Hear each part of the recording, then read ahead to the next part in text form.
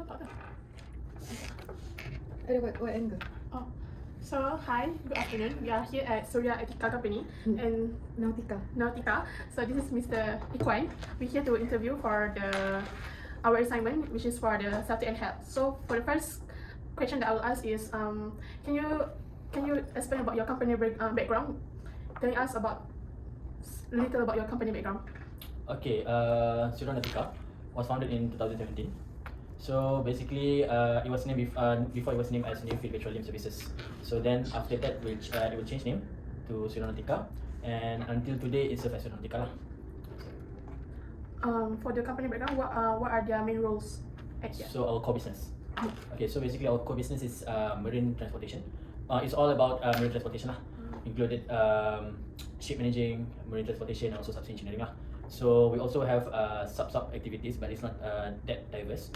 Our main business is these three lah. Basically, ship manager, marine transportation, and also subsea engineering. For the second question is, what is your company vision and mission, and how do these goals guide your approach to safety and health? Okay, for Surya Nautica vision and mission, basically the vision is to be the preferred company of the choice lah, supplying offshore support vessels and integrated services to the oil and gas industry in this region. And also our mission is providing our customers with an efficient and reliable offshore support vessels for oil and gas industry, providing all types of offshore support vessels tailored to the BSC requirement and also zero breakdown or downtime lah. So this goals guide our approach to safety as we want to have zero breakdown and downtime, especially in machineries and also in the safety lah. So we do have our KPI, which is in HSE part, we call it as HSE plan lah. And there are several activities and mitigation and actions that we need to achieve by year and year to go for zero breakdowns and safety lah, zero incident. We will pass the next question for Kai. Okay, so now we're gonna move on to the safety analysis. So, based on your company, what would you say are the main safety risks in your operation? So, main risk, safety risk. Potential risk lah. Okay, so basically for Surya Nautica, as Surya Nautica is one of the mainly related to offshore and oil and gas. So we do related a lot with the environment. We play a lot with the environment, such as the VASI, the monsoon and everything. And also we use heavy machineries such as big crane, the vessels, the huge vessels and everything, the container and everything. So there are a lot of hazards that we're lying about in these two factors. These are our two main contributors of the hazards lah. So silakan. Okay, how often do you review or assess this risk? Macam banyak kali study ke? Okay, for the risk assessment, we have manuals. Basically in not just oil and gas. This one in safety in all parts of sectors such as constructions, oil and gas, and perkilangan and everything. We have this one standard which is called a risk assessment lah. So basically the risk assessment we go through the sectors or the place that we want to work with. So we list down all the conditions and everything, and also we list out the hazards based on the the conditions of the place lah. Okay. So that is how we rule out the potential hazards and the outcomes, how to mitigate the hazards, the risk. Okay. What key safety rules or procedure must employees follow? Okay, especially for oil and gas, we have a lot of rules and regulations, and one of the most common rules and regulations is policy lah. We have stop work policy, we have no smoking policy and everything. And then the other one is we have life-saving rules. So these life-saving rules we have depends on the company. Sometimes 9, sometimes 5, sometimes 8. It depends on the depends on the statistics of incidents, which involve and contribute more on the fatality. So the top 9 activities that have incident that involve fatalities, they will be our main concern lah. So it's gonna be inside the life-saving rules. Alright. Okay. Okay, so we're going to the next question for accident case. Have there been any workplace accidents? Like, pernah ke tempat kerja ada accident ke? Okay, incidents is quite common lah, since oil and gas is considered as high risk sectors. So incident is very common. Unlike the office we have so far we don't have any incidents. Basically mainly all the incidents are involved in the offshore and vessels. Could you briefly describe them and explain the main cause, like apa sebabnya? Of the incidents lah. Alright, so basically the incidents are mainly caused by Actually macam mana nak kata, the main causes depends on the incident itself. It's not panggil apa fixed to the specific causes. It depends on the incident itself. Such as if we have incident A, this will be the cause. It depends lah. Kita kena buat investigation dulu and everything. So but the main causes usually involve machinery failures, breakdown, and also human error lah, and weather conditions. Okay. What steps were taken to address these issues? Okay, incidents, how to address the issue of incidents lah. First of all, macam yang tadi, we're gonna have a risk assessment. We're gonna have a lot of recommendations that is involved in safety lah. We have two meetings, we have risk assessment, we have job hazard analysis. This one is all before the apa dia kata, we start our work lah. So we also have during our work, what do we have to do? It's all related lah. Before, during and after, semua kena dalam satu aliran lah. Okay. And then kita juga how to address the issues, incidents. We are panggil apa? Assessing the past incidents. We roll out what is the main causes, and we gonna cascade all the apa panggil tu? Apa panggil lesson learned. Yeah. Cascade all the lesson learned so that people are apa orang panggil Tak repeat the same mistake. aware of the incident, Okay. aware of the hazards, and will not repeat lah. So we also have some other activities such as safety campaign dan juga panggil hazard hunt. So ini untuk bagi orang aware lah on the issues untuk avoid the accidents. Regarding the accident cases, ada tak macam boleh bagi one or two example One of the example. macam cases yang paling teruk ataupun paling popular lah, so we can write it in our report. Okay, untuk Suria Nautica particularly, dia tak ada major incidents. Kita semua sekarang hanyalah minor incidents je lah, such as touching the platform ataupun near miss, ataupun kita paling teruk ada tu machinery failures lah, which is tak involve apa ni sangat, apa panggil, tak involve Ini kecederaan. betul, hanya kecederaan, tak ada kecederaan langsung lah. So it mainly parts on the equipment lah, equipment and everything. Cuma ada yang baru-baru ni, not from our company. Okay. This one is agak besar juga. Kita boleh relate, dia berkenaan dengan line of fire. Line of fire tu basically we are sitting in the risk itself. So dia kan oil and gas ni dia ada banyak, apa panggil, banyak tadi saya cakap, banyak rules yang kita kena follow kan. This is one of the rules, which is to stay out of the line of fire. So the thing is, orang yang kerja dekat situ, dia ada, nak detail punya incident ke? Boleh tu? Boleh detail Okay, detail. Dia sebenarnya dia ada wire tu, dia macam dua kapal. Dia kapal ni dia ada tali lah, which is dia tengah buat bunkering. Bunkering tu dia macam isi minyak lah. Isi minyak daripada kapal ni ke kapal ni. So dia ada hose, lepas tu dia ada juga tali untuk make in supaya dia tak jarak jauh-jauh. So bila dah settle, dia ada tali tu. Tali tu dia sangkut dekat sini. Dia macam ada tiga kapal, tiga kapal macam ni. Tali tu dia sangkut dekat sini. Terbelit lah. Dia bukan terbelit, dia sangkut je. Sebab kita punya kapal kita ada tayar fender tau. Tayar fender tu dia macam tayar lah, dia punya kapal kan. Dia tersangkut dekat tayar tu.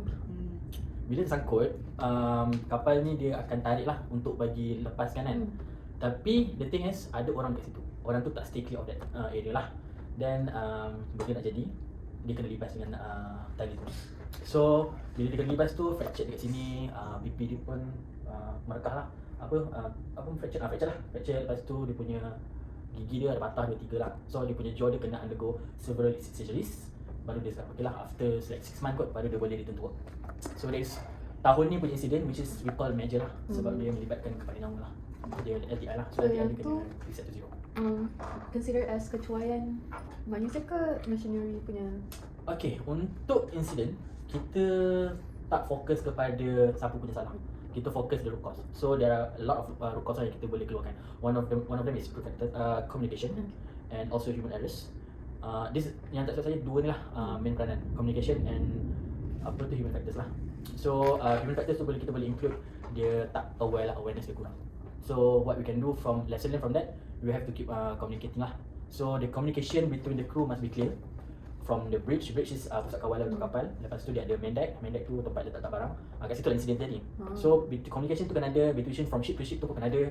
And then awareness of the crew itself. Sebab diorang lah orang yang akan kalau insiden happen, diorang lah orang pertama yang akan terdedah pada insiden.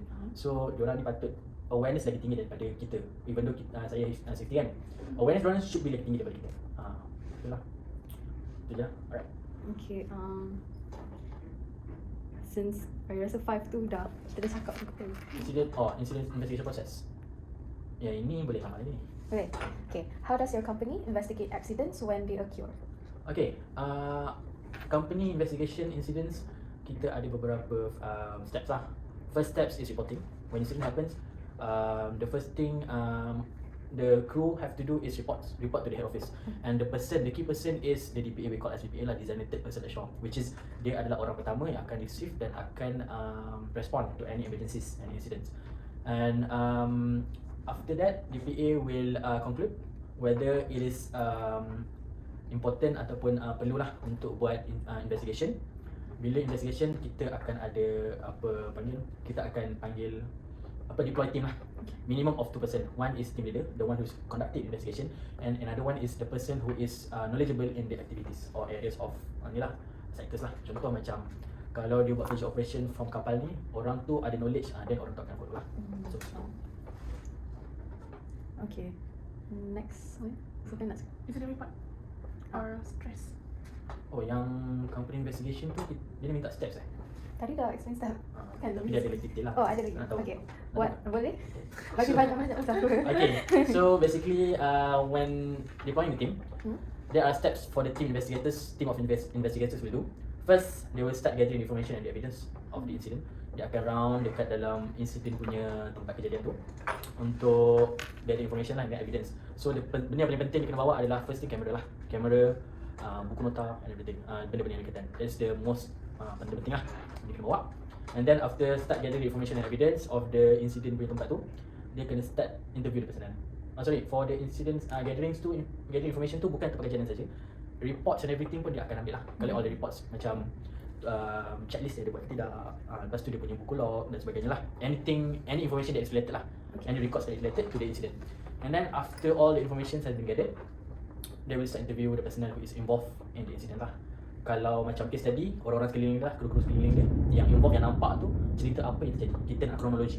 Nak saksi. Yes, dia bukan saksi lah. Kita akan panggil saksi. Kita nak dia cerita kronologi macam mana dia terjadi. So that kita boleh come out with the solution lah. So, and bear in mind, the interview punya session ni dia bukan macam polis. Okay, dia bukan nak mencari bersalah, tapi kita as a safety officer ataupun safety employee lah, kita lebih kepada nak mencari root cause, bukan nak cari salah siapa. Okay. And then after that, after the interview for all the involved the personnel that involved in incidents, kita start dengan analyse data obtain. Okay, so after that kita balik, kita start gathering root cause. Kita buat root cause analysis, kita analyse data, and then there are several techniques that we can use. One of them is 5Y and tripod data. Itu yang kita buat, kita guna dekat company ni lah. Basically, usually kalau ada incident, kita akan guna dua ni. Okay. And then after that, we going to develop the corrective actions against the root cause of the incidents. So after we get the root cause, kita dah tahu root cause dia apa, we will come up with the solutions how to mitigate the root cause. Ataupun how to do itulah corrective actions lah. Contoh macam orang tadi tu dia berada dekat line of fire. So after this, kenapa dia dekat line of fire? Sebab dia line of fire, sebab dia kurang awareness. So how to mitigate, what is the corrective action? Kita kena bagi banyak campaign, awareness and everything lah, supaya orang tahu lah what is the line of fire and everything. Next, after we have developed the corrective actions, we're going to finalize the incident report. Incident report, this one is going to include the higher up lah, top management. Kita explain dekat dia what happened and then dia certify and dia understand the incident.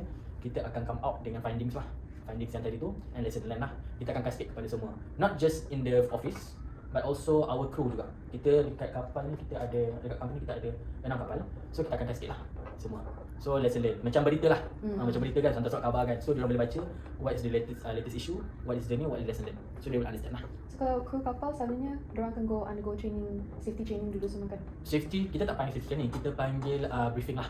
Briefing. So nak kata training tu more lagi berat dan dia macam full course. Kita hanya buat safety briefing saja, which is apa yang kena ada, what to do, what ini basic lah.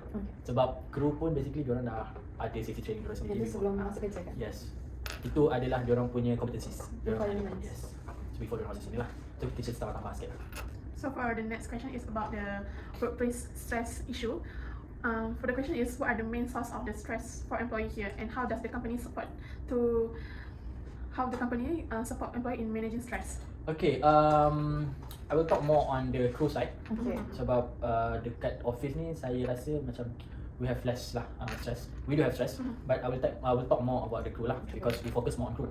So basically for safety, for stress issues, kita lebih kepada crew, how to manage the stress kan. Apa tadi soalan dia? Main sources of stress kan. So basically the main sources of stress is they are in the middle of the ocean. They are trapped, they are not like us. That's the ni lah. So it took heavy toll on their mental health lah. Sebab dia tak ada entertainment, dia tak ada boleh pergi mana-mana. Macam kita kalau kita stress, kita boleh pergi mana penting, dia tak ada. Dia duduk dalam kapal, and bear in mind, kapal kita pun kecil. Kapal dia tak besar pun. Boleh muat dalam 70 orang passenger saja. Lepas tu itulah, that is the main factors lah. So what we can do is satu lagi kerja. Sebab kerja dia orang 24 hours. So bila kerja berlebihan, fatigue and stress lah. So how do we support employees in that kan? Macam mana kita nak mitigate? First, kita provide entertainment lah. Contoh, one of the entertainment, ini berdasarkan apa yang kru cakap Okay. One of the best entertainment dekat atas kapal adalah makan. So, betul. Kalau makanan tak sedap lagi. Makanan tak sedap, memang potong, memang hilang rasa nak kerja lah. Betul. And then, so apa yang kita buat, kita akan cari seorang cook tu macam chef lah, dekat atas kapal yang pandai masak. So, supaya dia boleh masak benda sedap so that all the employee happy. All the crew happy lah. When the tummy happy, diorang pun happy. Macam tu lah. And then kita akan tambah juga entertainment lain. Contoh macam kita, kalau ada bajet lebih, kita akan tambah set karaoke. Betul, benda macam tu penting. Nampak macam tak, macam kelakar kan. Tapi even kalau saya naik kat platform, diorang bukan ada karaoke je. Diorang ada jamming session. Diorang ada macam bilik untuk jamming. Drum, gitar semua ada. PS diorang bukan PS macam kat rumah kita. Segala jenis PS yang kereta punya konsol semua ada. Antara mainan tak je. Patutlah bapak saya dia tak balik kapal. Tak balik kapal? Dia lagi suka kerja. Lagi suka kerja lah. Dekat platform macam tu lah. Tapi kita dekat kapal, since kita punya kapal kecil, kita boleh bagi apa yang ada je lah. So biasanya kalau dulu kita ada bagi PS5, lepas tu karaoke set.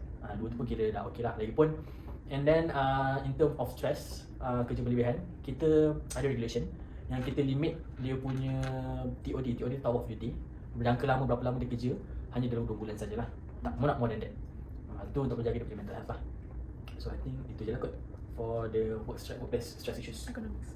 For the next question is about the ergonomics in the workplace. So what the ergonomic practice or equipment are used to improve to comfort and safety? Could you provide example of the ergonomic setup? Something like that. Okay, untuk ergonomic in workplace, kita lebih kepada untuk dekat kapal, since dia punya kerja tu adalah bukan macam kerja kita yang macam kita duduk dekat office kan. Dia lebih kerja berat. Bila kerja berat tu tak banyak yang kita boleh tolong inside of equipment. Cuma what we can give them is awareness lah. Awareness macam mana kita nak angkat barang, more like something like that lah. The proper way how to pick up items and everything, the heavy tu, tu lah. And then kalau dekat office, as you can see, kita punya office ni kita banyak bagi cushion macam ni kan. Lepas tu adjustable punya chair, lepas tu dia boleh sandar. Ini semua main peranan lah. Dan benda-benda tu macam orang kata untuk elakkan ergonomic punya ni lah, ergonomic punya issues lah. So for next question, safeguards and safety equipment. So what safety features or safeguards are in place on machinery or equipment? Tak payah cakap. Okay. So could you show some, like tell us take some examples? Okay, example for safeguards in the machinery equipments. This one I will focus more on the vessels lah. Sebab dekat atas office kita tak banyak pakai machineries. All we have is just photocopy punya tu lah. So nothing serious on the office side. Meanwhile on the vessels, kita ada heavy machineries. Kita ada engine, kita ada panggil genset, semua tu involve rotating parts and hot surfaces. So what we can do is for the hot surfaces, we put insulators lah. Kita letak insulators dekat tempat bahagian exhaust tu, letak insulators so that kalau terlanggar ke apa ke, dia tak rasa panas. And kita akan letak rail and guarding juga on the rotating parts so that tak ada benda yang macam termasuk tangan ke apa ke. Sebab dekat atas kapal, you have to know, kapal dia bukan macam arti kereta. Dia akan panggil rolling, dia akan gerak-gerak macam tu. Bila gerak-gerak macam tu, kita tend to lose balance. What happens if we lose balance, kita akan grab anything untuk kita jaga kita punya ni lah, stand lah kan. So sometimes kita termasuk dalam rotating parts. So that's why we have guarding. And then on our doors, kita ada panggil macam letak yang dia tutup sendiri tu. Bila kita buka dia akan auto tutup. So that the doors will auto shut bila kita buka. So tak adalah bila dekat atas kapal dia punya door tu macam melibas-libas. Dia akan sentiasa tertutup. So next untuk electrical parts, kita ada buat insulators jugalah.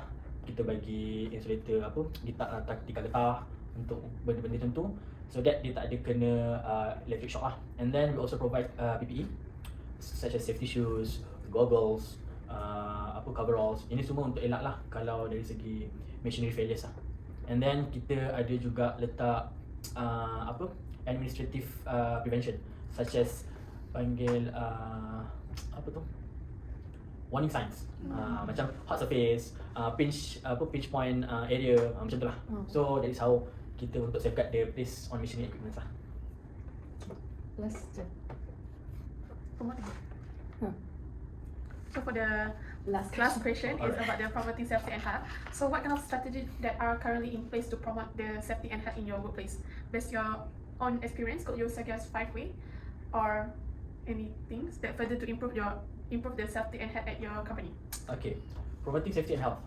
Yang ini we have macam mana nak kata, kita ada buat beberapa lah inisiatif untuk promoting safety and health. One of it is kita akan sentiasa cascade dalam safety meeting, kita ada dalam monthly meeting kita ada buat safety briefing, safety moment. Just take 5 minutes out of the whole meeting untuk bring out satu topic about anything lah, about safety, especially memang safety lah. Contoh dia macam saya bagi tajuk last month kita buat monsoon kan. So how to drive properly. Lepas tu kalau dekat kapal kita buat safety campaign juga. Dekat office kita buat safety moment, dekat kapal kita buat safety campaign on monsoon. Kita dah ada tajuk lah quarterly. Contoh macam yang monsoon lah, paling latest monsoon lah senang cerita kan, paling saya ingat. And then kita ada juga buat hazard hunt untuk menjaga hazard so that we don't have any injuries at workplace. Lepas tu kita ada juga buat drill in case of emergency. That is one for safety lah. So dekat atas kapal dia memang ada setiap bulan dia ada jadual dia, kita ada buat jadual untuk safety lah. Safety macam this month kita buat drill pasal apa? Pasal fire. Next month kita ada buat pasal piracy attack, something like that. And then yang ketiga kita juga ada buat urine and alcohol test lah dekat atas kapal. This one untuk menjaga kesihatan kru kapal dan juga untuk jaga keselamatan lah, supaya bila dia tak mabuk ke ataupun dia tak khayal, dia tak melibatkan orang lain dalam bahaya juga. So tu dah berapa dah? Safety campaign, safety moment, drill, UDAT. So satu lagi saya tak ingat apa dia. Tak boleh lah kan? Tak boleh. Alright. Itulah basically itulah apa yang kita buat. Ada tak kru-kru yang mabuk air? Mabuk apa? Mabuk laut? Mabuk laut. Okay, mabuk laut is common. If kita walaupun dia kerja dekat laut, tak semestinya dia immune pada mabuk laut lah. So benda ni more common, especially dekat staff ramai-ramai yang mabuk laut. So kalau dia naik kapal dia ramai yang muntah. And then satu lagi kita punya crew yang kat platform. Sebab kita punya kerja marine transportation kan. So dia akan naik kapal kita untuk transport orang pergi ke platform. So orang-orang kat platform tu kuat juga mabuk laut. So even though you have work in oil and gas, in vessels, in laut, ke tengah laut kan, tak semestinya you will immune lah. So dah macam tu. Itu je. Okay, ada soalan lagi? Apa ni? Tak ada, itu Okay. je. So kita wrap up benda ni Lepak? Wrap up. Bukan lepak, wrap up. Aduh.